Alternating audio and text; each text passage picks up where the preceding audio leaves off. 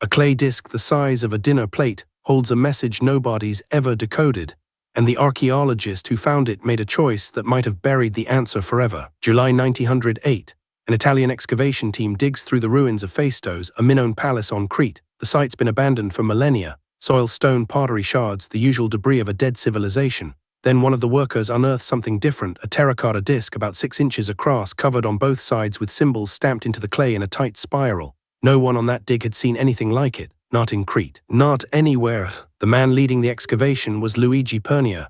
He was under pressure, real numerical pressure. His funding was finite, his crew was expensive. The dig had weeks left, maybe a month. He had to decide, spend time documenting this anomaly in detail or move forward with the larger survey. He chose speed.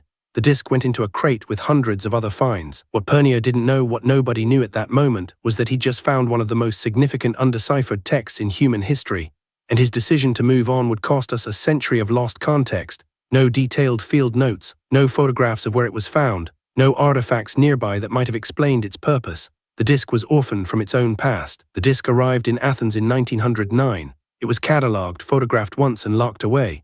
For decades, almost no one outside a handful of scholars knew it existed. Then in 1922, a scholar named Frederick Chapouthier finally published a detailed study. He counted 45 distinct symbols. He noticed they were arranged in groups separated by lines. He noted that the spiral ran clockwise from the edge toward the center. But he couldn't read a single word. That's the moment the real puzzle began. Because deciphering an unknown script requires 3 things: the text itself, related text in the same language, and ideally a key, a bilingual inscription that lets you cross-reference. The Phaistos Disc had none of those advantages. It stood alone. A single artifact, a single message, a single language that nobody alive had ever spoken. Over the next 50 years, scholars tried everything. Some argued it was Proto-Indo-European, others claimed Minoan. A few insisted it was Phoenician. Each theory required the symbols to mean different things. A spiral that meant water in one system meant journey in another. Without a control group, another disc, a fragment, anything, there was no way to test which theory held weight. The disc remained silent. Then came a shift. In the 1950s and 60s, a scholar named Cyril Gordon proposed something radical. The symbols weren't language at all, they were stamps. Symbols pressed into clay by individual dies, tools held in the hand, each one carved with a single character. If true, it meant the disc was a printing press artifact made 1500 years before Gutenberg. It was a technology leap, not a linguistic puzzle. But Gordon's theory created a new problem.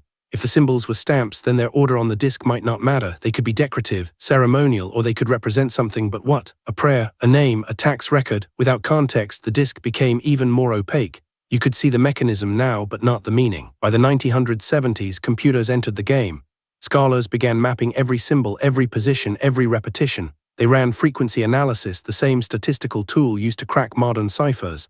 They looked for patterns that might hint at grammar, at structure, at language underneath. The data was clean, the analysis was rigorous. The results were nothing conclusive, no smoking gun, no breakthrough. Some linguists argued that the disc might be a hoax, a Minoan craftsperson's joke, or a forgery added by Pernier himself. The theory had appeal because it solved the puzzle by eliminating it. But the clay itself was tested. It matched the geology of Phaistos. The style was consistent with Bronze Age Minoan craftsmanship. If it was a fake, it was an expert fake made with materials no forger in 1908 would have bothered sourcing. Here's what matters: Pernier's early decision to catalog quickly, to move on, to not invest time in detailed documentation, cost us irreplaceable information. We don't know if the disc was a religious object, a commercial tag, a child's toy, or a diplomatic message. The excavation notes that might have answered those questions either never existed or were lost.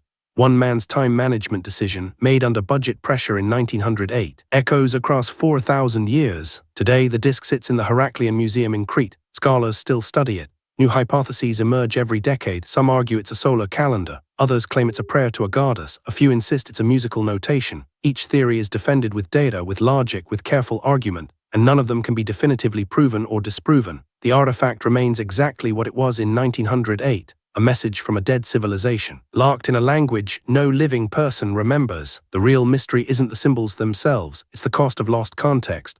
Archaeology is a game of incomplete information played against time. Every excavation is a decision: dig here or there, preserve this or that, document now or later. And once those decisions are made, they're final. You can't go back to July 1908. You can't ask Pernier why he didn't photograph the chamber around the disc. You can't recover the notes he didn't write. The past is gone. What we're left with is a disc that might tell us something profound about Minoan civilization, or might tell us nothing at all. It's a monument to the limits of human knowledge, to the fragility of the archaeological record, and to the weight of decisions made under pressure with incomplete information by people who couldn't have known what they were throwing away. Subscribe, we cover a new unsolved mystery every week, where one person's decision changed everything.